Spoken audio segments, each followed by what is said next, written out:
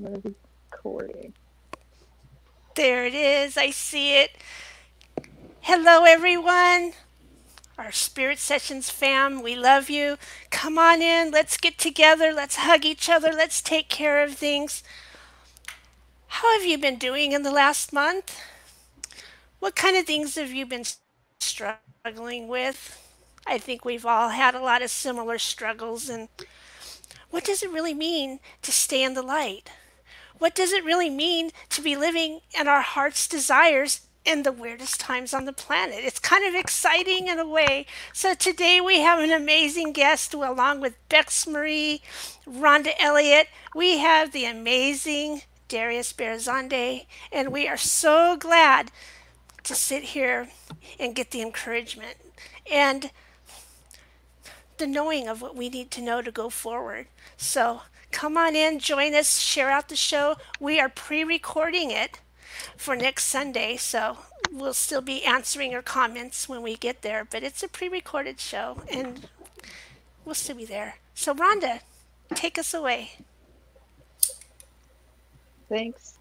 Thanks, Teresa. And I just want to, because we were recording on Remembrance Day in Canada and Veterans Day in the United States, just want to give a shout out to all those men and women who serve the greater good of the light. And those who have gone before and made our countries free, kept us from tyranny.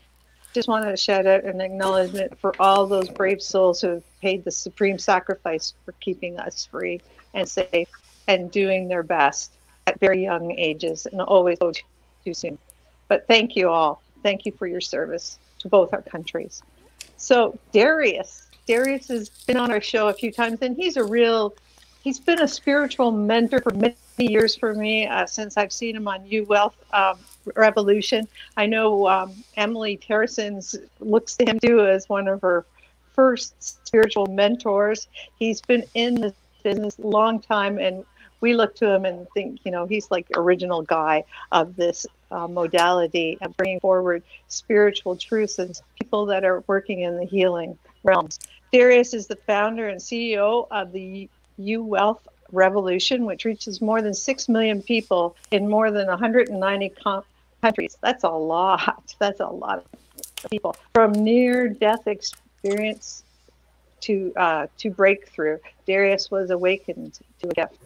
Through a motorcycle crash in 2008, Spirit allowed him to see the energetic pattern behind all things. His energy gift guides each session into the highest transformational energy healing experience for the listener. More than 6 million people in more than 190 countries have been touched by the energy of his sessions.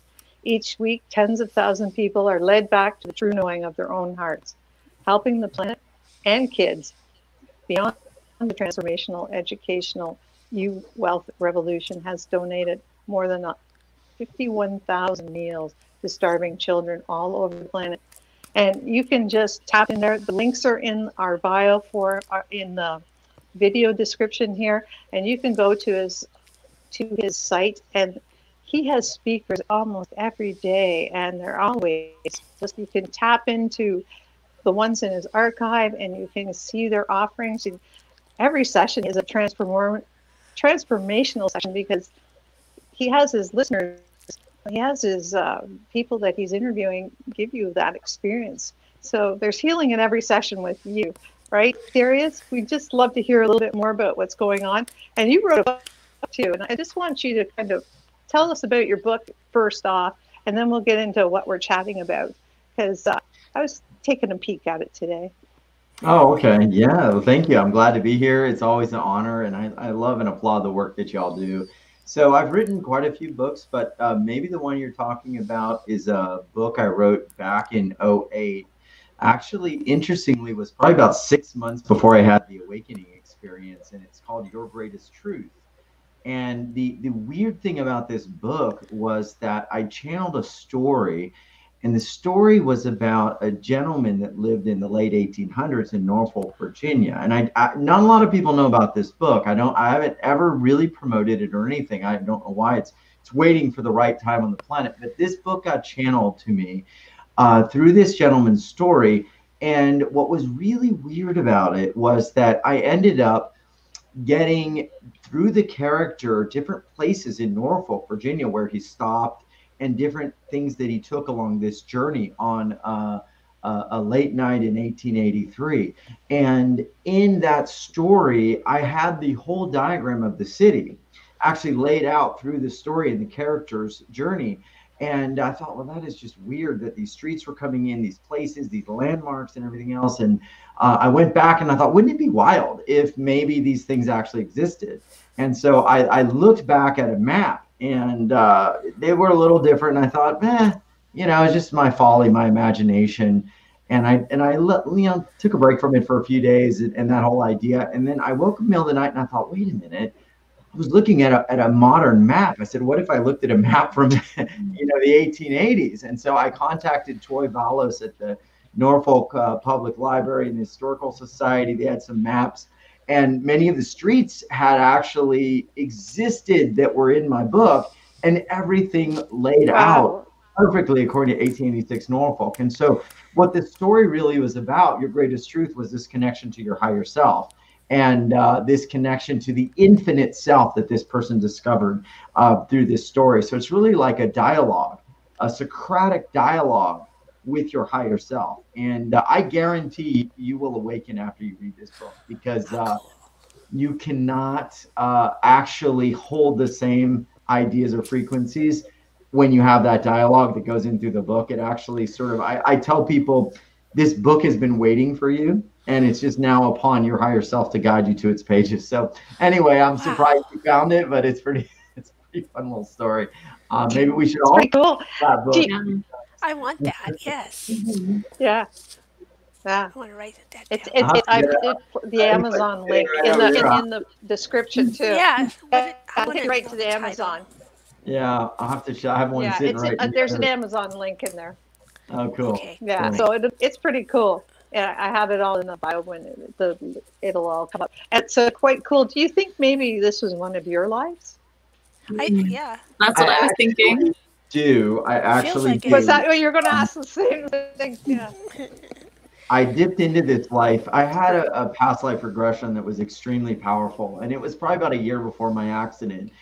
And I dipped into that life and then another life. And the life in Norfolk was as a homeless person, and I was very diminutive, meaning I was like a smaller person, maybe like a dwarf. And I ended up living homeless and basically dying through the cold. And I remember, like, the visual that I remember was the wagon wheels were tired in my head. And so I know through research that a lot of these wagon wheels back then, the Phaeton carriages and such, that they were the major manufacturers at the time, those were like 4.5 feet tall, and they were way above my head.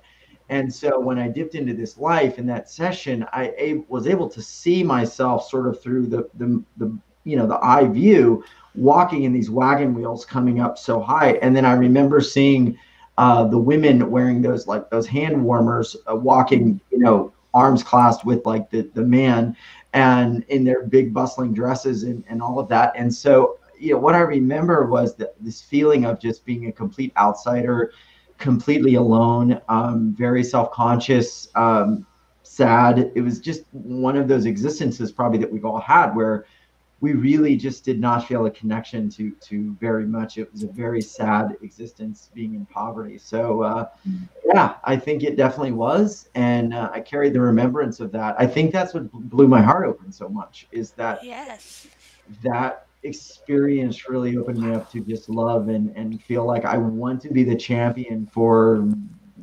justice, for truth, for love, for the humans on the planet, not the big systems, not the big corporations or governments, but for the little people that have been forgotten. And that's not always what people think, because a lot of our system now has been like, the corporate media has become kind of like the corporate fascist media. So it's almost like what they'll tell you is like, the things we need to look at. You almost have to question, right? You have to go into your heart and really ask that question, because all of us are kind of like now those little people. And then the corporate fascists are now like the giant monolith structures that tend to control and censor and mute our voices, which is definitely not something that is in my alignment and in my soul journey to see happen. Absolutely. Do you think that the media is pretty well taken over by the 1%, or you know, they own it. So there's not too many private media companies anymore. They're all these huge conglomerates owned by Yeah. somebody big, I mean, deep pockets. we're jumping, right? But here's the thing about the infinite is that now you're seeing, like just today, you know, Twitter has been very much censoring a lot of different bits of information. It doesn't fit what they want you to think or the audience wants you to think. And now you see Parler, which is basically a Twitter alternative, is skyrocketing in popularity. You see Rumble is skyrocketing in popularity. So ultimately, I think the good thing about our infinite nature and where we are in the awakening, and I'm going to get into this like cosmically too, because it's all happening at a cosmic level as well, is that we have infinite choices. And as long as we continue to create and stay in the light, as we talked a little bit about before we started this show, we are going to create infinite realities that we can then move our energy and our attention to. So I see people saying, okay, I don't want to live in that matrix 3D prison of, let's say, Twitter or any sort of apparatus that's going to censor our voice. I'm going to go here. I'm going to take my toys and my brilliance, my wisdom, and my heart. I'm going here. And all of y'all that want to be an echo chamber and just basically repeat the same groupthink and not really be connected to a thriving, burgeoning new world of ideas, well, you're just going to stay there and you're going to get really bored. And eventually we can choose, you know, which direction we want to go. Our consciousness is going to make that decision. So ultimately, yes, I think these media companies, people have done graphs. I mean, they are owned, and sort of a certain group tends to have a lot of power, but we're also deciding what we want to do. And that power ultimately aligns in us and in our ability to create new structures that we're going to give our energy and attention to. I remember something Greg Braden always talks about is the real questions we need to ask ourselves is, who are we and stuff? How can we ever examine who we are when so much is censored? We can't even get the truth into the schools right now about human history and things. And so it really is imperative as we move forward to dig into the truth. Bex, what were you saying? Oh, it was helping, you know, it was reminding me of, you know, a lot of people that we've had on the show have talked about the new earth and the old earth and how they're splitting now. They're becoming two different dimensions, two different frequencies. And we're seeing that in humanity, that divisiveness as well. It's like those who choose to stay in the 3D and entertain that way of life are continuing to push that agenda. Those who are saying, no, that's not where I want to live, that's not where I want to exist, are helping to hold space for the new energy to come in, the new earth energy, you know, and being able to create that as well. So I think, you know, this is all going according to plan. Yeah, I'll say something interesting right now. I mean, at the time of recording this, and this will, you know, continue now for quite a bit, we're in a time called the Jupiter-Pluto conjuncture in the sign of Capricorn. And what's really interesting about this conjunction or conjuncture historically is that the last time that this is, well, there's been several times this has happened, but one of the times historically of note that this has happened was a time period, and y'all probably may know this, maybe you don't, the audience may not know, but is a time period that was between 1762 and 1799. And what happened between 1762 and 1799, at least in the United States? Well, 1776, the founding, you know, of our nation in the U.S. So this energy is really interesting because Pluto is all about transformation. Pluto is also all about rebirth and the death to rebirth. And Capricorn is all about structure. And so what we're seeing, and what you saw in 1776, right, was a rebirth of the structure and the creation of the United States. And what we might see is these deep transformations happening in our structures. So you have to ask yourself, what's going on right now? Well, probably half the population would say, yeah, we got the rebirth in our structure. You know, it looks like this happened. And the other half is saying, yeah, but that's, you know, we want this rebirth in our structure. So, I mean, these energies are definitely playing out that something transformational is going to happen. And whether it's like in the next week or 2 weeks, or whether it's part of a greater horizon, we are definitely in that energy where the old systems are going to start ratcheting down and something new is going to come forward. And I'll just say, I mean, be careful though, because some people will say, oh, well, that means that great, that's because this guy's there. And I said, well, you have to really understand what systems people are playing for, and I'll let y'all start to dig into that. But that's the real question here. It may not be everything that you seem. Don't count your chickens before they're hatched. You're not out of this yet, because I'll also say this too. Mars is going well. I'll get into that later. Let me hear your comments on that, because I got a lot of news. Yeah, one thing that I have to comment over the last 20 years is that politics was very boring. And as Canadians, we never even paid attention to you guys, because you're just crazy down there. And ours is just like snore fest up here, right? Like, we got 3 parties, and if you don't like them, you vote green. So, it's, at least people are aware. That's one thing I have to say of all this. At least they started to go, oh, something's going on. Before, they didn't even bother even looking, because it was like, oh, it's Friday night, I'm going to watch this sitcom. I'm not really interested in that, or I'm going to watch the NFL or whatever. They just were not into that. Their biggest rivalry was who was going to win the Super Bowl. Yep. And now they've actually started paying attention to the politics and what's going on, and starting to question, is it all what we're seeing on here? I think. Are you guys up there eating popcorn watching this, Ron? Yeah. Well, no, we're not. Everybody's going, like, they're always saying, but we can't do anything about your politics up here in Canada.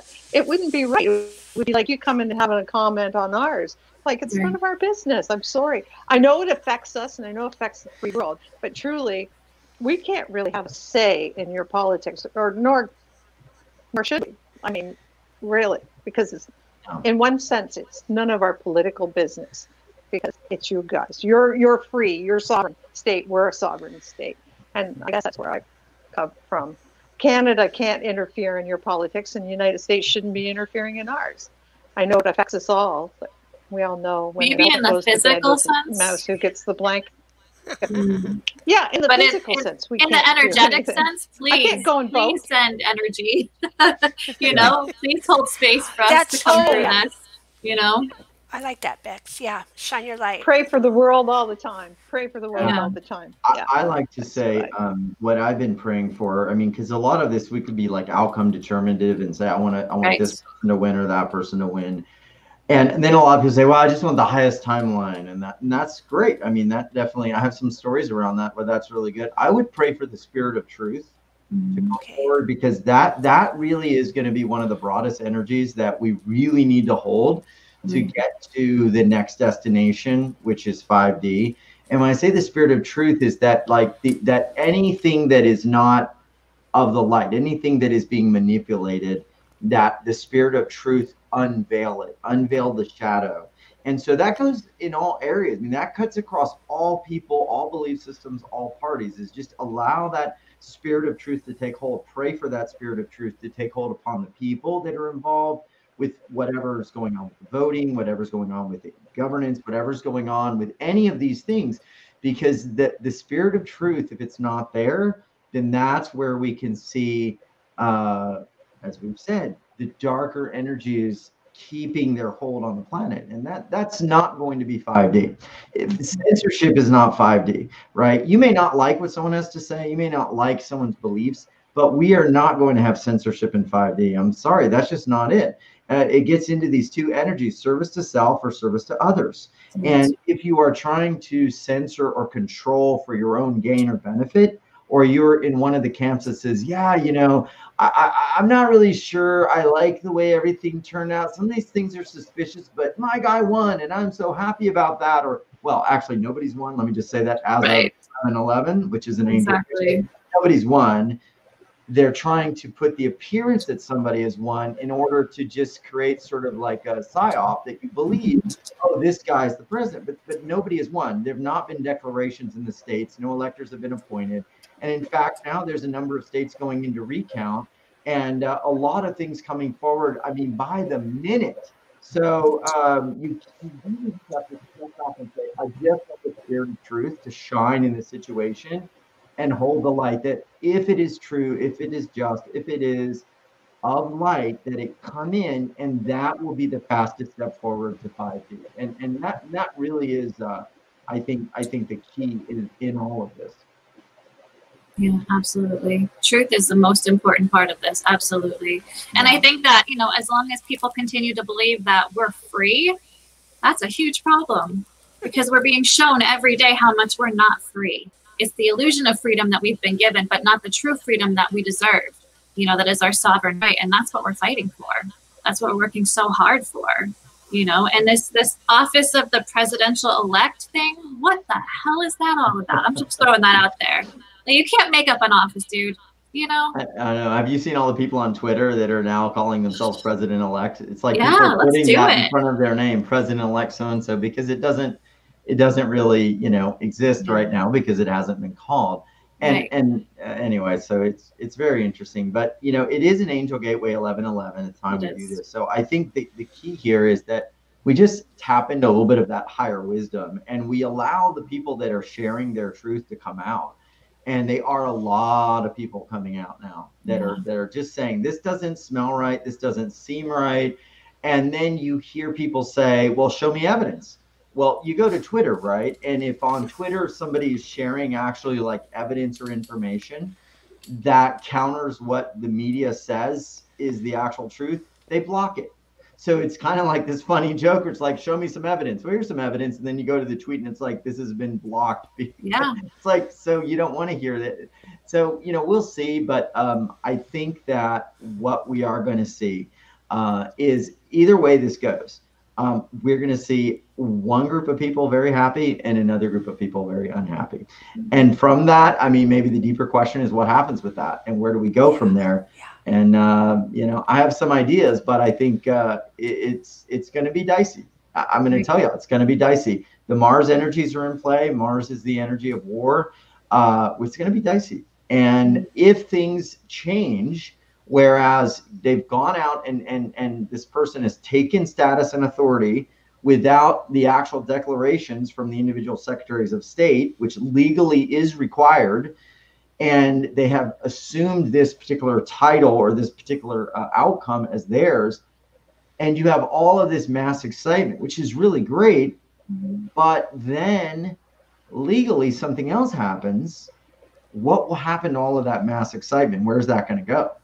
Well, it's going to go in the other direction, like a scorned, you know, person finding out that that person wasn't their mate or their soulmate or wasn't true to them. So it, you know, we could get into some very tumultuous energies as we go into the new year. So you have to really look at that and begin to see, what do we do with that? How do we unpack that? And that's maybe a great question for this session.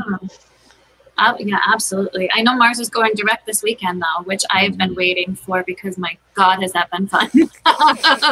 I have felt the anger that I didn't even know I had, and it was burning away a lot, you know, a lot of the density in me, and I'm grateful for it, but I'm ready for it to be done. You know, I think that, yeah, there's a lot of transformations happening, especially I'm hearing December is going to be a really interesting month, and 2020 has been an interesting year, so that's not a really exciting, but you know, I think that it's important for people not to get attached to outcome. You know, whatever happens, things are going to change. Whatever you believe the storyline is right now is not reality. And that's what we have to remember, is that we're being fed propaganda after propaganda after propaganda. Whatever you see the most that the media is feeding, that is their false flag that they're trying to demonstrate to show you whatever they want to distract you with, so they can keep doing whatever they're doing behind the scenes. And we know that, you know, we know that it's false flags all over the place. This whole election, you know, has been one big distraction because there are a lot of things happening behind the scene, you know, a lot.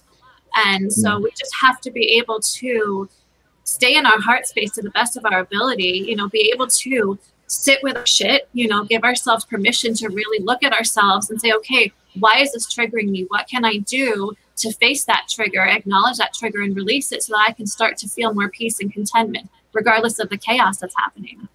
You know, that's so important right now. I agree. And I sent out a message at some point, I think it was Wednesday after the election, and it was really just a video where I just shared the truth that probably none of these people are really going to change your life. In fact, I'd say 99.9%, they're not going to change your life at all. They don't even know your name. No matter how much you love one person or one aspect of that person, they don't know your name. probably not going to change your life. And despite the euphoria you may have the day of any decision, after that peak, your life's probably just going to go back to whatever, normal level or range that it was. It's like anything. A new relationship doesn't, eventually love sort of, it's there, but you're very excited. You have that very excited love. And then you realize, oh, this is, I'm in love, but I got to do my day-to-day life. And it's the same thing.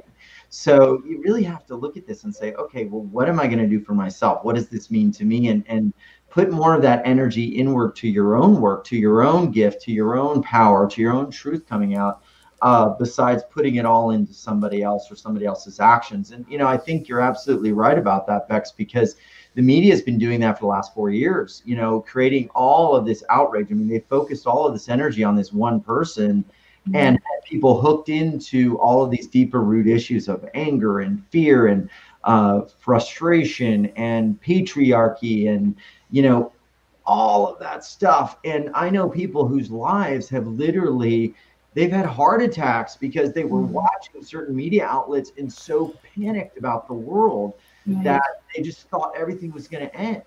And in reality, if you look at it, I don't think anything ended. I mean, I'll be quite honest.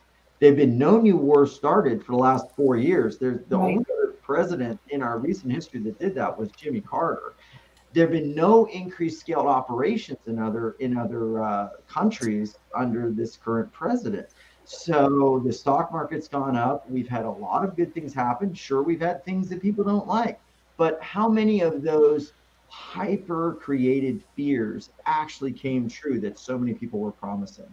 We were going to have a war. We were going to have a stock market collapse. We were going to have this. We were going to have that. We were going to have, he's going to put people in cages and all that, or camps. We had one friend of ours, her daughter, she's like LGBTQ, and she was like, oh my God, he's going to put us in camps or what? And it didn't happen. So, when you look at that, whether you're looking at whoever wins this thing, you have to really go, how much of that is actually going to be true? And like you said, it's probably not really going to change your life. So you have to balance back in to your truth. Absolutely. And we have to remember that the person in the office is also more or less a poster child for a corrupt government, regardless of what position they hold. It's the government that needs to change. It's not about the person. Yes, that person may be an emblem of something to, the people, whoever they choose, but they're not going to save you. They're not going to magically change everything and make it better. And, oh, look, the world is happy and is beautiful and sunshine and rainbows. No, there's a lot of work that's going to happen no matter who's in office. There's a lot of work that the people have to do to get their rights back, to fight for who they, for what they truly want to experience in their lives, in this world, in this country. It's not just going to start here and say, okay, this is it. Everything's better now. Yeah, they say this is where the work starts, but the work's already started. We've already been in this. We've already been going through these transformations. We've already been experiencing that. The government has already started crumbling. And that's what people need to realize too, is that the structure can't stand, the way it's been, because it's been built on, illusions and distrust and deceit and all these things that can't exist where we're going. So it is crumbling. It has to change. Yeah, I was downtown go ahead, Al, and then I'll sure. No, I was just going to say, that reminds me of like that saying, be the change you want to see in the world. And I think that the dark forces in this world, there's nothing more they like than the division. Because a house divided against itself cannot stand. A people divided against itself cannot stand. If we all want light, we all want happiness and freedom and joy, and that. And if we're focused on this division and what the micro reasons that we're not all seeing the same side of the coin, and we're just divided, then they win. Then the forces of dark win, because we will never unite against the darkness if we're always divided against each other for nothing, for no reason, just an opinion. Exactly. I'll never forget a story that I heard from one teacher when I was at a SETI, and he talked about this vision he had, or this knowing he had about what was happening like over the battlefields in the Civil War. And he said that there would be these visions of like these lower fourth dimensional beings, demons, archons, or whatever. And they just literally were hovering over these battlefields as people were being slaughtered and fighting, you know, for the United States and whether there was going to be secession or not. And they were just consuming all the suffering, consuming all of the loosh energy, which is that fear energy, which is called loosh. And it's food for these lower, you know, 4D beings, these demonic energies. And so there is a spirit of a lot of this energy on the planet, and you know, they feed off of this. And so I was downtown in Austin, Texas on Saturday, and they had announced, you know, that, oh, it looks like this person is going to win or whatever. You know, the media made their big thing, which again wasn't the actual official announcement. They shouldn't have done that, according to my research, but they did, and people were cheering and people were excited. People were blowing their horns and people were happy. And so I really felt into that, and I was really happy because I could feel everybody's joy. I was like, wow, people are so happy, right? Whether or not I agreed or didn't agree, it was beyond the issue. I was like, I was just feeling joy of people who were feeling it. And what was interesting was I thought about this, and I'm like, you know, there was one group of people in the protest that I saw, and one group was the side for Trump, right? And they were singing songs, and they were pretty damn happy. These people were not upset. They weren't throwing stuff or being rude or flipping anybody off. They were pretty much like singing songs about the country and being pretty happy. Now, people might dispute that and say, oh no, they do this or that. But what I saw with my eyes that day, very happy people. But then I saw the other group, and they were happy too, because their person they wanted to win had just gotten the, you know, media announcement. And I thought, man, this is pretty cool, because you had one group that for the last 4 years is just like, you know, they're very upset, right? Just every day dragging on. And they had another group that's pretty happy. And I'm like, okay, now everybody's just kind of happier. We raised the vibration quotient of the planet, because what seems to be the most unhappiest group that are just watching these media outlets every day going, oh my gosh, they're now happy. And then the other people seem to be a little bit more like, you know, it's fine, we'll deal with it. It's not my religion. Politics is not my religion. It's just my, you know, I got to deal with it. So I was like, wow, we raised the vibrational quotient. I was like, that's really good. So, you know, one of the things I think that's interesting is if you look at the timeline of the planet, these moments when we have like a group that historically maybe hasn't been as happy, raise its vibration in the millions just to the level of happiness or joy, this can change the timeline trajectory of our planet. And so I think it's very interesting that may be something that comes out of this that we don't realize, is that no matter what happens, one group being happier, if historically they have not been happy, will raise the vibrational quotient, even irregardless of whether the people in office do things that we like or not. They may rise to the level of embodying something that they had not yet previously, because we all elevated our energy. And that's why I always say we should pray for anybody that's in office, whether we like it or not. Oh God, yeah. Hold the best face for that. I do not understand wishing them ill will, because they are the ones that are going to, you know, enact a lot of the policies and have to lead, you know. So I think there's a lot going on here, and I think it's happening in many layers. And 90% of what the leaders do is what all leaders do. They lead their country, and they keep it secure, and they keep it safe, and they all have like a shopping list of what they need to do, and then they have the things of what they want to do, which is very tiny compared to what they have to do. And it's the same shopping list, or that's the same list of duties that they have to do regardless. And that's just, they just have to do the day-to-day business. It's like being a parent. You get to go to Disneyland every once in a while, but most of the times you're just making the meals and getting the kids out the door. Yep. So, you know, that's I think what the most leaders of the country are doing. They're just making the meals and getting the kids out the door and doing the day-to-day housework that they have to do. The 1111 portal, what does that mean to you? Like, today's the 1111 portal, and everybody makes a big deal about it. What does it mean to you? I feel it is the ability to see through the dimensional haze. It's just kind of like a window that you are able to see through the dimensional haze. So it's a really good time just for me to connect into feeling good and feeling like a little bit of peace and bliss. You may be getting answers if you've had, challenges to stop you trying to figure out, get answers, get a higher dimensional perspective. I remember the experience of having like a crossover where I went into a higher dimensional realm, and it was just peace, bliss, excitement, expectancy, joy.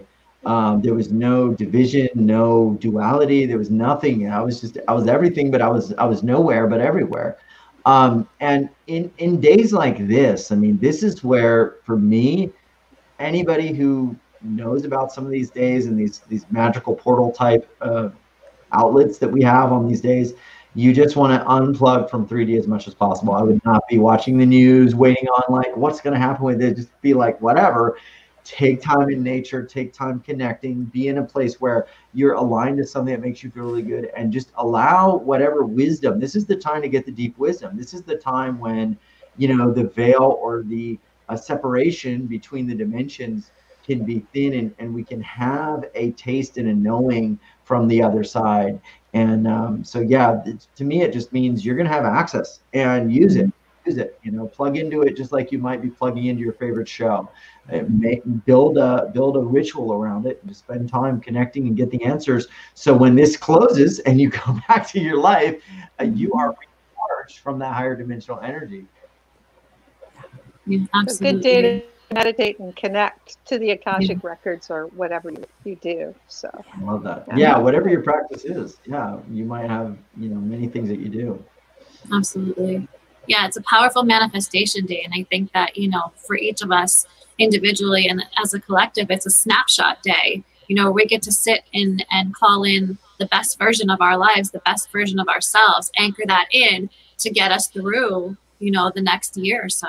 It's really important for us to be able to take our time and really sit in that space of, okay, show me how it feels to be at peace and content and fulfilled, how it feels to be living my purpose, how it feels to be, showing up of service to others, in every day, and being able to see the love that humanity has, the universe has, like just being in that space and knowing that we're all taken care of and knowing that all our needs are met and knowing that we don't have to worry, and that for me is such a powerful practice on this day that, I think that it's funny. As soon as like 11/11 hits, I feel my energy shift. Yeah. Every year it just shifts. There's like a lightness that happens on this day.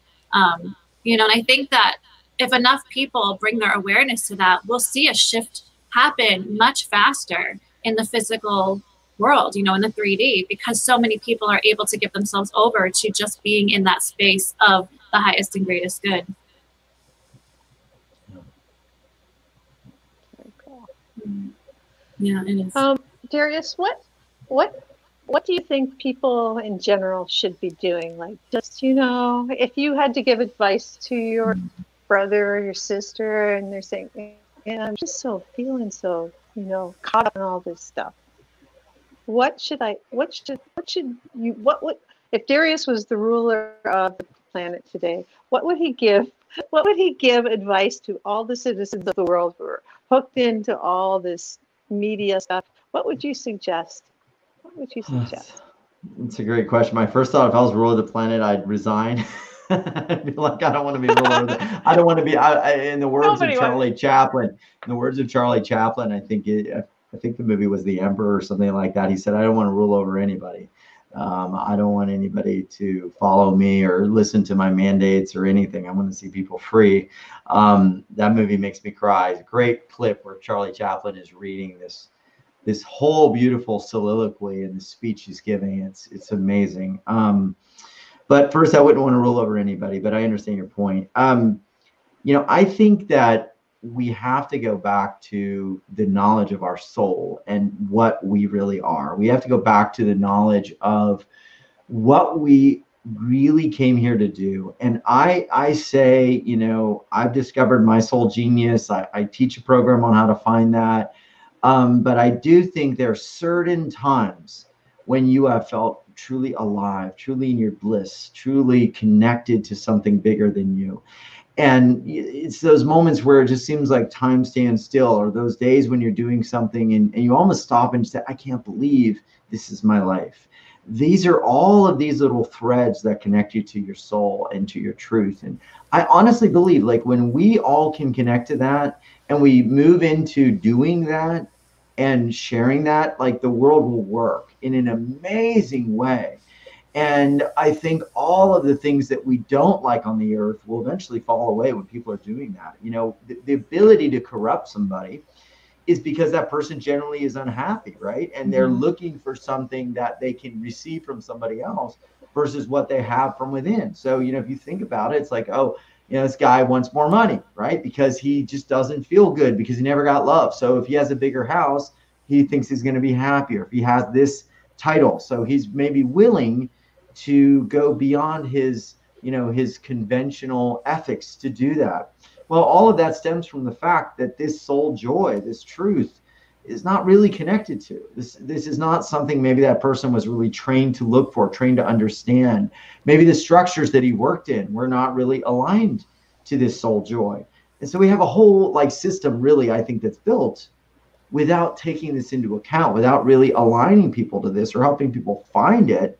So in the end, you go to school, you try to get good grades so you can get a good job, so you can get a house, a car, a mortgage, put kids through school, do all of this stuff, and then you're too old to take the trips and enjoy your life. You know, it's like this kind of crazy, you know, Faustian bargain, right? It's like, Hamster what are we doing? Yeah. So if we actually start from the place of, like, what are we? What do we really love? What really excites us? How would we spend our day if it was our last day on earth and we'd already said goodbye to all of our friends and family on the day before, and then we had this one day where we had to do what was in our heart's highest joy? What would you do?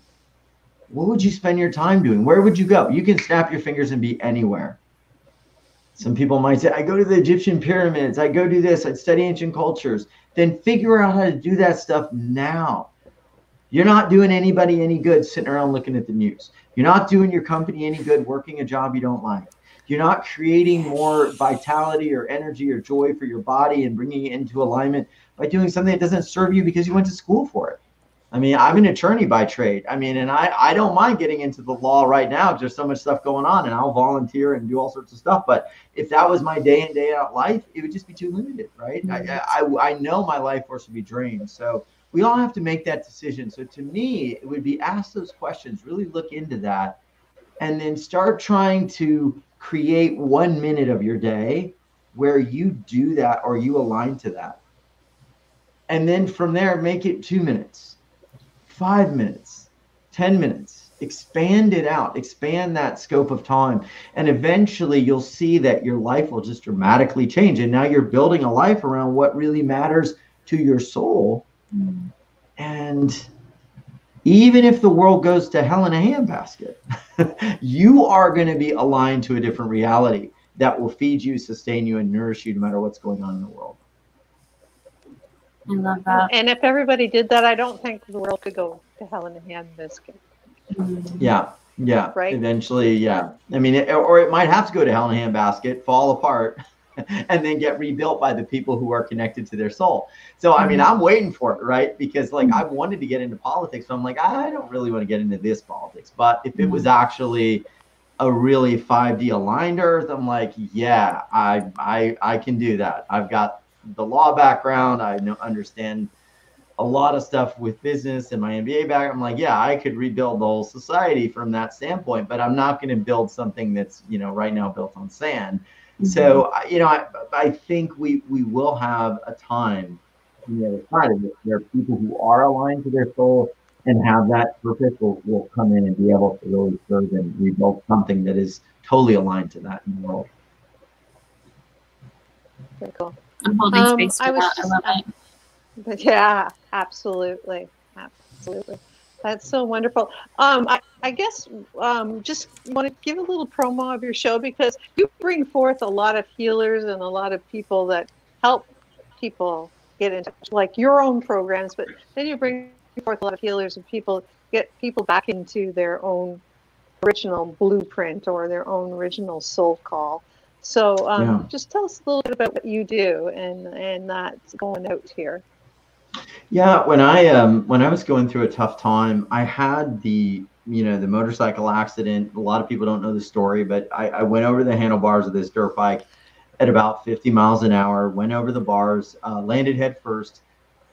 Bike flips on top of me. This arm basically snapped in half, my forearm, and I'm laying there. Bike lands on me. I couldn't feel my legs, and I just blacked out. And I went into kind of like a void experience that I had had years earlier in a hypnosis session when I went into that other life, and then in between the lives. And I felt after that accident and during that accident just this huge spiritual energy, this connection to something bigger than me.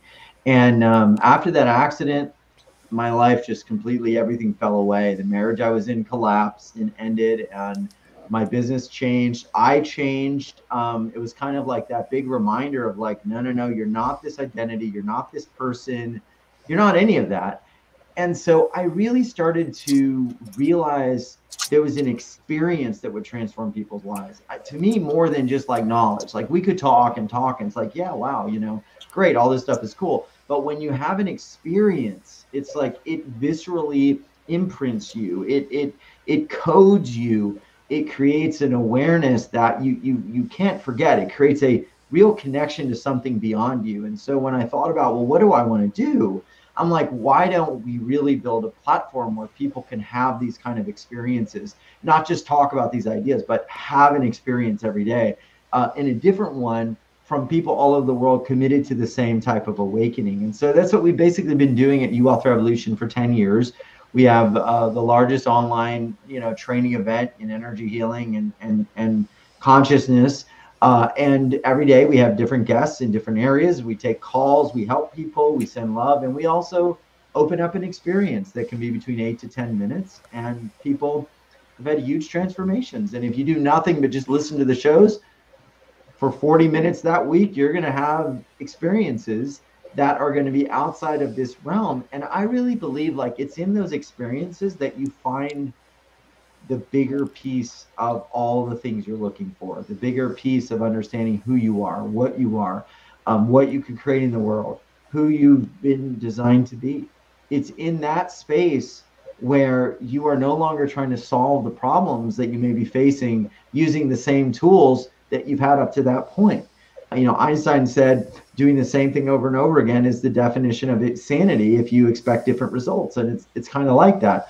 So we're able every day to get something completely brand new. I don't even know what's going to happen. But I know that people come back from these activation experiences with love, awarenesses going outside of their body, pains sometimes decreasing, incredible things. I mean, I've had people say, I listened to that, I was going to kill myself, and then realized that I was operating from a part of me that isn't even who I am. I mean, I've had dozens of those letters through the years. So yeah, anything can happen. And that's pretty much what we do at uwealthrevolution.com. And it's all free and it's all easily accessible. So it's great. And like you say, it's 190 countries across the world. I've listened from Canada and even actually been on with one of your guests like years ago. Like, so, if I can do it, you can do it. And it kind of helped me find my way through this all, to this place. So yeah, one lady, she actually became a guest on the show, and she was telling me a story. I was talking to her, getting her ready, and she said, yeah, I was actually one of the people you called on way back in 2005. And I was like, oh, that's amazing. And I said, do you remember anything about it? And she said, well, I kind of remember what the healer had said, and it was fine. But she said, you said something like in the last minute, you kind of jumped in, and I really paid attention because it didn't seem like it was like you actually were expecting to say this, like it just came in and you had to say it. And I said, apparently, according to her, be you. Please just be you. And she was like, I don't remember anything else from that day or even that year. Wow. 2005. But she's like, I remember you said be you. And I was like, wow. And now, she's doing something very unique, very much aligned to her gifts, and very much because she took that one bit of guidance. I'm going to be me. And I'm going to do this in my own way through the filter of my own awareness and soul. And I think that's pretty cool. And she's changed, thousands of lives. And, that's what we want to do. I'm not going to be here forever. So I'm hoping that everybody picks up the torch and they just keep, going and sharing the light. I love that. It's The beautiful. pebble in Thank the you so pond much. and the ripples go out. Right? Yeah, That's right. exactly. Yeah. Yeah. Thank you So so much for Bex, you being a have a beacon of question light. for him. I do. Yeah, Yeah. thank you. You know, being a beacon of light in this time of chaos and confusion and, you know, really helping people to find themselves, you know, that's so important. You know, they may be able to censor a lot, but they can't censor your soul, you know, and that's what we need to remember is that if we can tap into the truth of our soul and anchor in that spirit of truth, it shows up in the world even stronger and brighter. And you're like such a huge catalyst for that. So thank you. I really, really appreciate you showing up every day that, you know, in the way that you do. So now I have the big question, which we didn't prep you for, but I'm sure you remember. If you had to choose a song to be the theme song of your life, what would it be? Ah, that's cool. Well, I've been really saddened. I'm still saddened by it, but I was really saddened by the death of Eddie Van Halen, like about 3 weeks ago. So, we went to the coast with my wife and kids because it was her birthday. And I remember I stayed up late nights and watched probably, 10,000 Van Halen videos and, behind the scenes and all that. So, I'm going to just defer to the song Jump. And I know it's probably cliche. I love that song. But it's great. I think in my life, you might as well jump. You might as well do the thing that you really want to do. And just do it big and just go out there. I love the part where David Lee Roth says, can't you see me standing here? I got my back against a record machine. I'll eat the worst that you've seen. Can't you see what I mean? It's like, you know what? Just eat it, and just jump. Don't worry about it. We all have struggles. We all have challenges. Eat it up and just jump and do what you are here to do. Don't let it consume you. You consume it. And eventually, I think when you go out there and you make it happen, you're going to be enriched by your experiences. You're going to be enriched by those pains, enriched by that sadness and worry. When I first got the message from somebody that said, hey, you should do a show and I'll help produce it, I said no. I was like, I don't want to do this. And for 2 days it just didn't sit right with me, and I was like, this really, I feel like I need to do this. I'm not sure what to do. And I could not find peace because some part of me knew, hey, this is the next thing you need to do. So I say jump, do it. If it's that relationship and you're scared to fall in love again, do it. I was married, it didn't work out. I remember some man telling me on a plane, really smart guy, seemingly, if you get married again, you're just going to get divorced and all these stuff. And I remember distinctly that whole plane ride, after he said that to me, I just said, cancel, cancel, cancel, cancel. And probably for 3 hours, I probably said cancel like 10,000 times because I was not going to sit on the sideline. I was going to jump. I was going to do it again. I was going to do whatever it takes. So, you're not going to regret the times you took chances. You're going to regret the times you sat on the sidelines and your day was exactly the same as it was yesterday, as it was yesterday, as it was yesterday, as it was yesterday. And that really is the suffering of life. Having a new experience, trying something new and failing. And if you fail, you know what? Go do something else and keep going. It will not last forever. The human being, our own awareness, we have an incredible ability to get back to a median level of happiness. And this goes kind of back to what we were talking about earlier. A lot of people, like, if this is your happiness level and you have, let's say, a great thing happen, right? How many of us, we got a new car, we're happy, whoa. And then what happens eventually? We get back down there, right? This person became president, yay. And then eventually, you're truly not being manipulated by your mind or energy. You pretty much go back to your base level of happiness no matter what. I've seen this in every sort of way. They'll say in business, like, your first million is like the coolest thing in the world. And you're like, oh my God. And then after that, every other like $1 million you might make, you have less and less happiness over it, right? I mean, it's the way it is with everything. So nothing really changes your base level of happiness other than gratitude. But at the same time, if you fail and you try something that doesn't work and you're like, I'm going to be devastated, you know what? Yeah, for a few days or weeks, and then you come right back up to that base level of happiness. So at the end of the day, there's nothing you're going to lose. Just jump, try it, do it.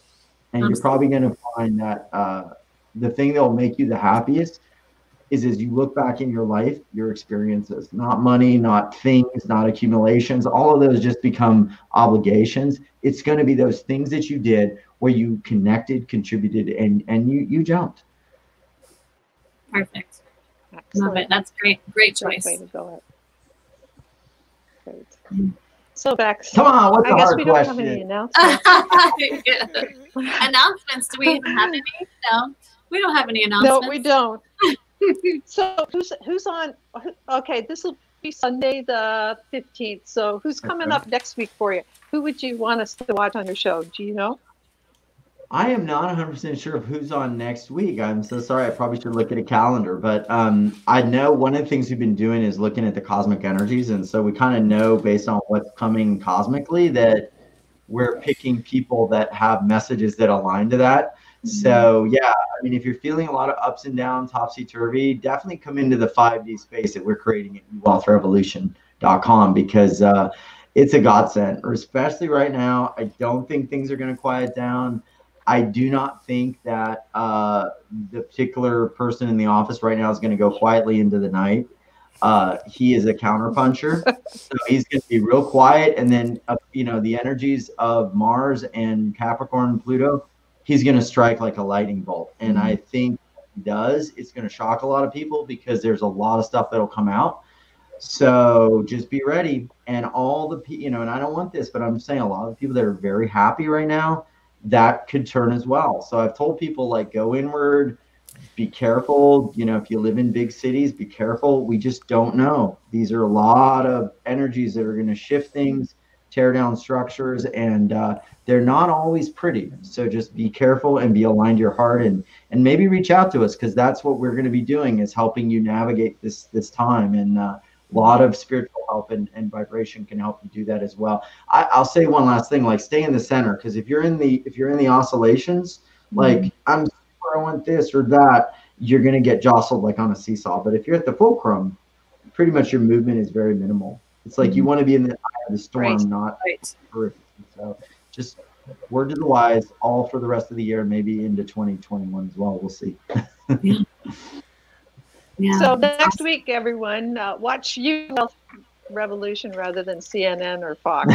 Just watch that, and just watch it. Yeah, take your hour of news and just watch your news, your soul rendering news. So watch that or listen. So, okay. So we really, really appreciate you coming on. Teresa, have you got anything else to add before we go? Because Darius is always such a great friend to us and wonderful. I have 5 takeaways from this. One is pray for the spirit of truth. That's a good center. The next is raising our energy while pursuing what matters to our soul. Find out who you are, what you really want, and also connecting into something bigger to get a bigger perspective.